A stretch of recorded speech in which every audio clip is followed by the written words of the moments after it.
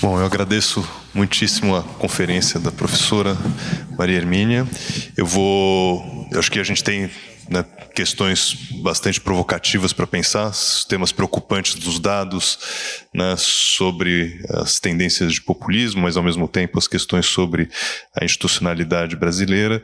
A gente vai fazer essa discussão então com a participação de Pablo Hortelado, Maria Alice Carvalho, com a mediação de Eugênio Butti.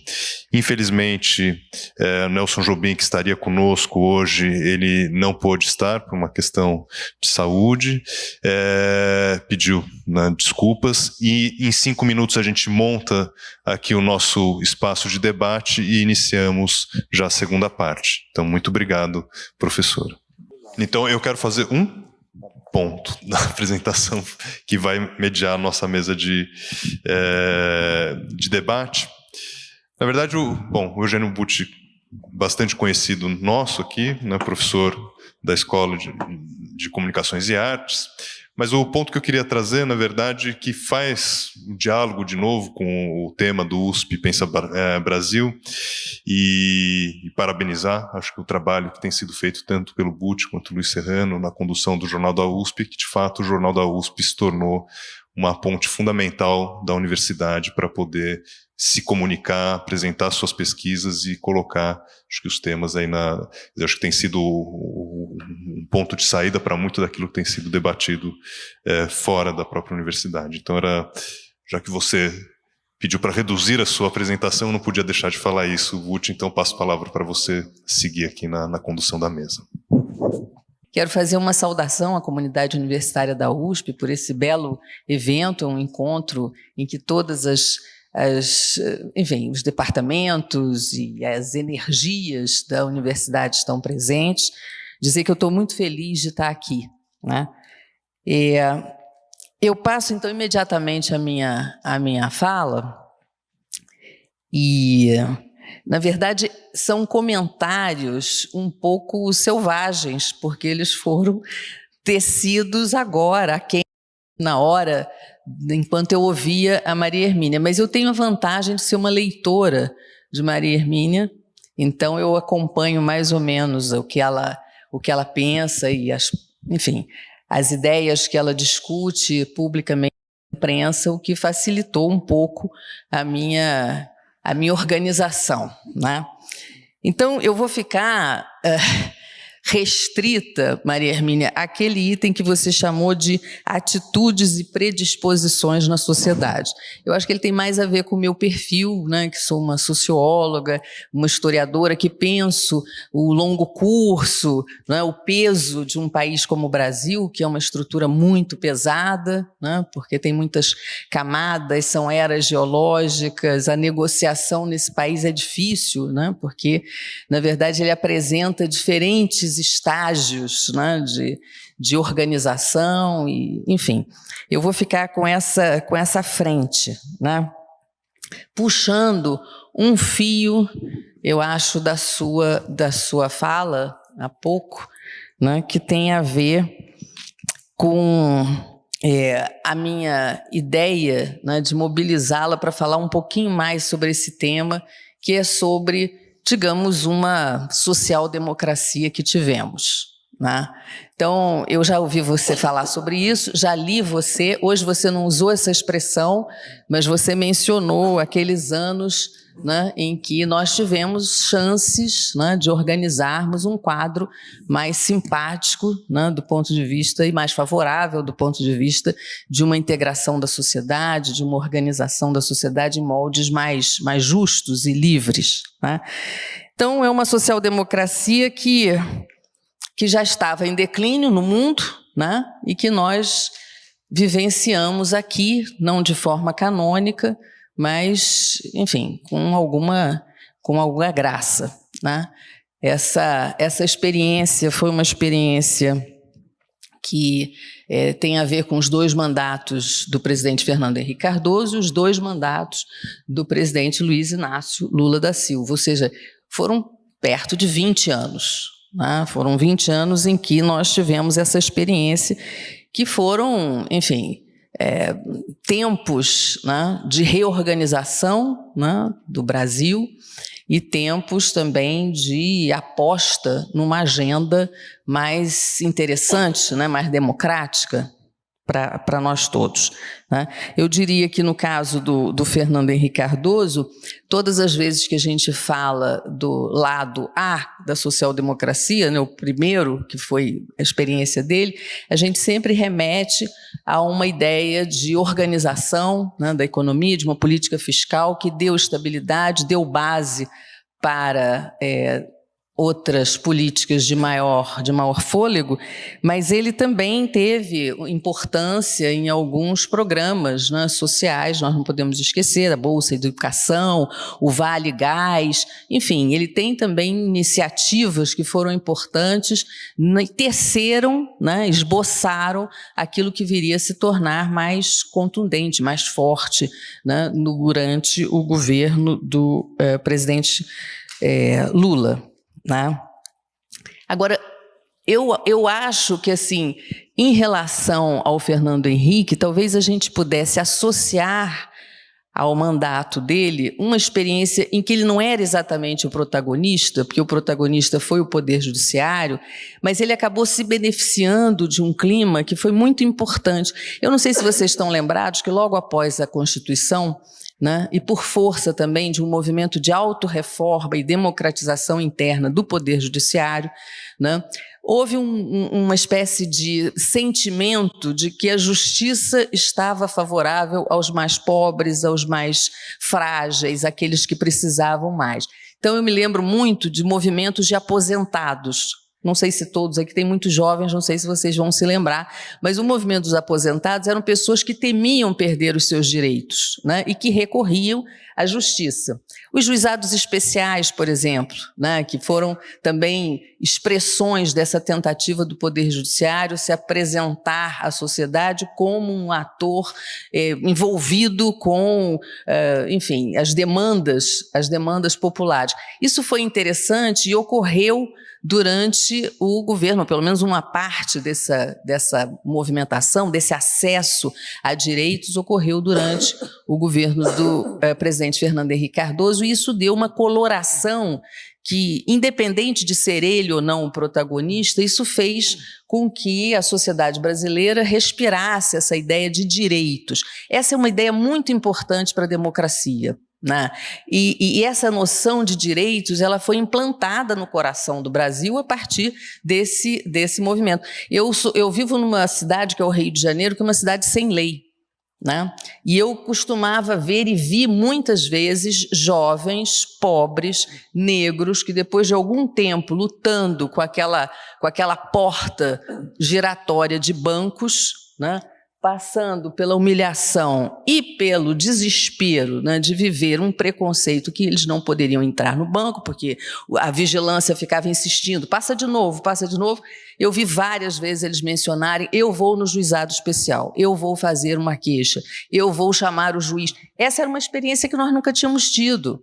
Né? Ou seja, de tornar legal uma disputa, né? E de fazer com que a lei parecesse, pelo menos, favorável àqueles que mais precisavam. Então, eu acho que esse é um ponto importante, né? Quando a gente pensa a social-democracia da época do Fernando Henrique, que além dele ter tido, sim, digamos, ações e programas ligados ao favorecimento de certas camadas numerosas e carentes da sociedade, ele se beneficiou também de uma educação cívica, digamos assim, né, que foi do tempo do seu governo, que dizia respeito a essa sensação de apresentar à sociedade a um novo mundo, que é o mundo dos direitos e das liberdades. Né? Isso foi, eu acho, um salto, né, na perspectiva desse primeiro tempo, né, da social-democracia brasileira.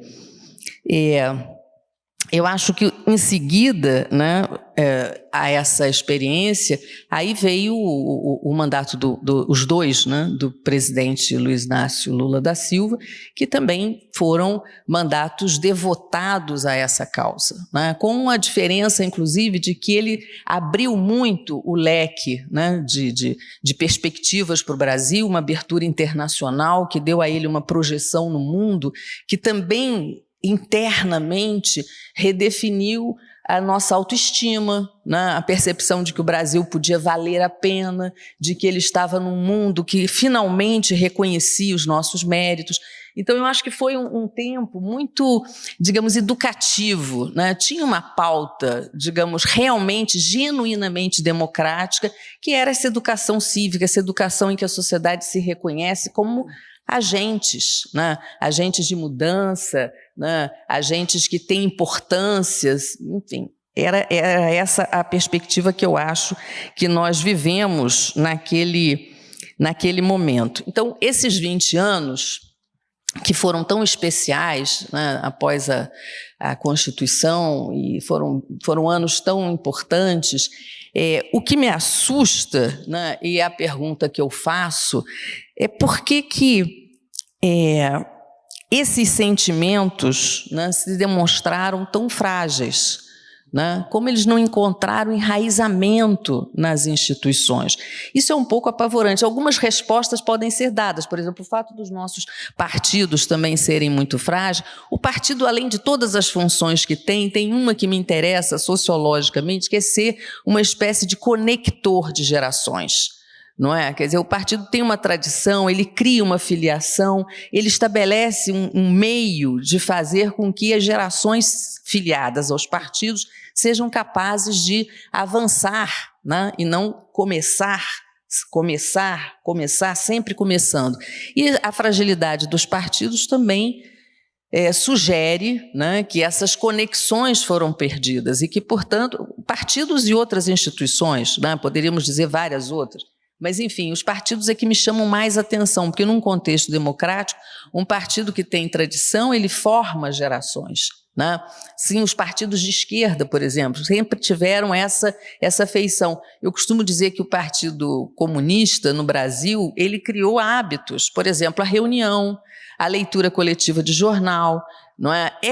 A ida ao sindicato, que são hábitos de esquerda, mas deveriam ser hábitos democráticos, né? Porque favorecidos por um partido que prestava atenção nessa educação coletiva. Então, essa é uma questão. Eu me faço essa questão, quer dizer, por que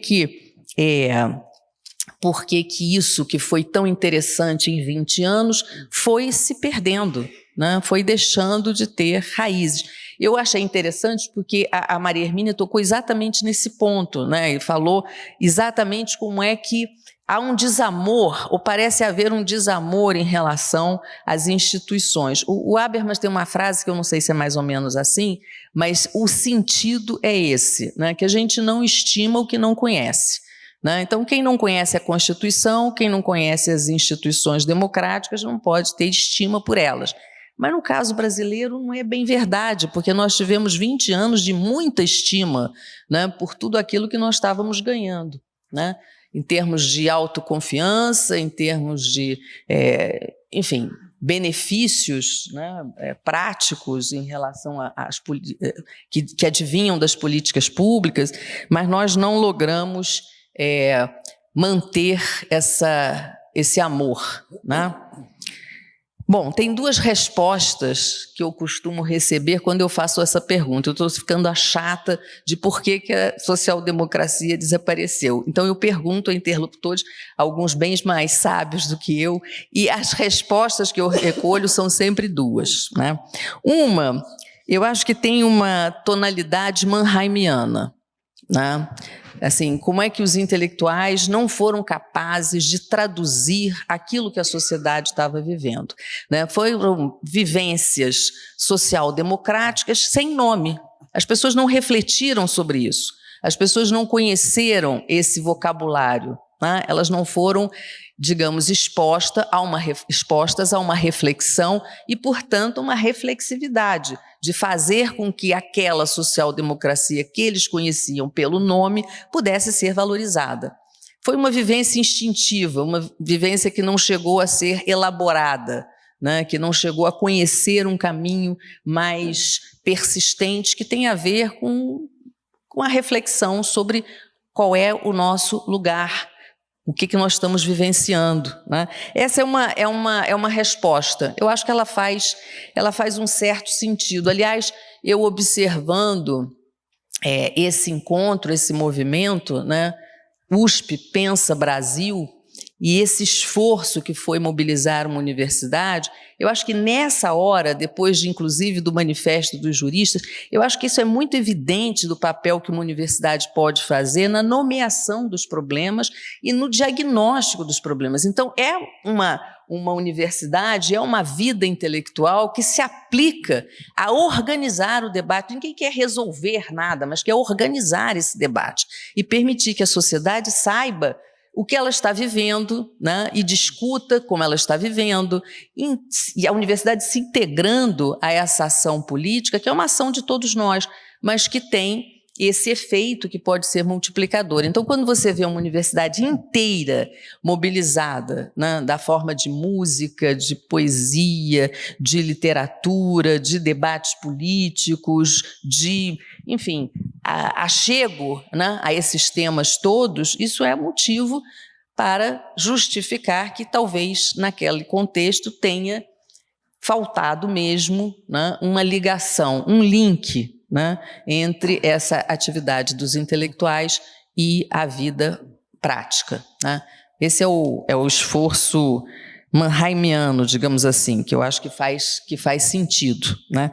E a segunda resposta, eu acho que tem mais a ver com a história, com a estrutura, né, com aquilo que é o peso do Brasil mesmo, e que destaca o fato de que o liberalismo nunca teve bom assento entre nós, né?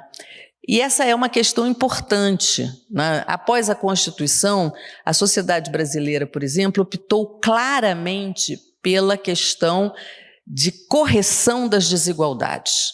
Então, o tema era igualdade. O tema era isso que estava nos perturbando, né? E ainda perturba, porque a desigualdade nesse país enfim, é um fenômeno que tem que ser, enfim, eliminado, ou contido, ou controlado. Ela é um fenômeno que degrada a nossa experiência coletiva, né?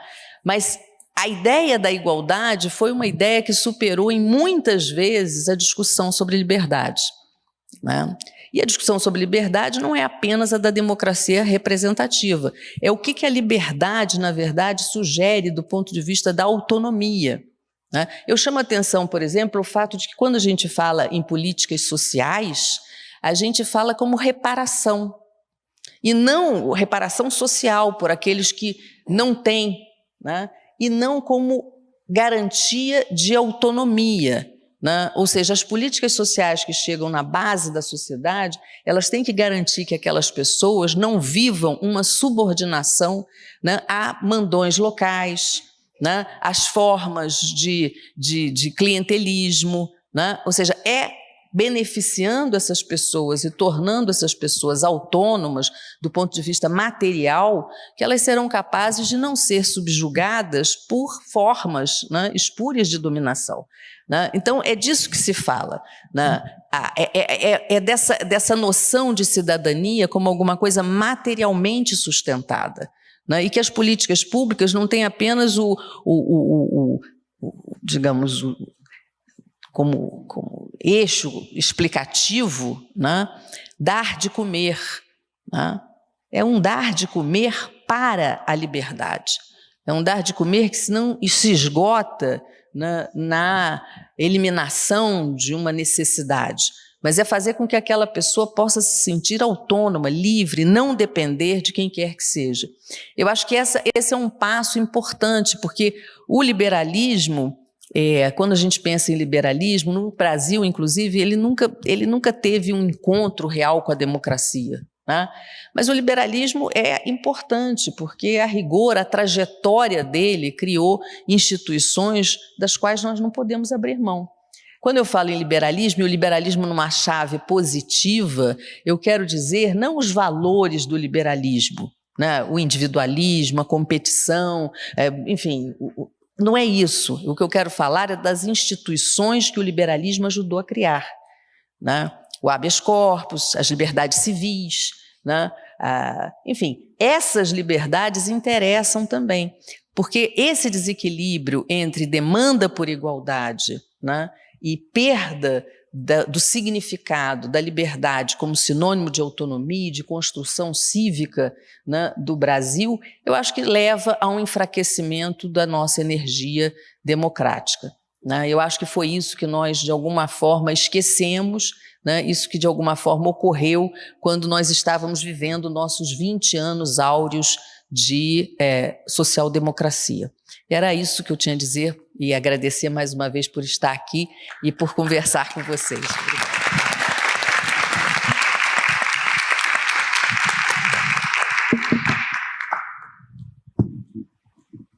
Muito obrigado, Maria Alice.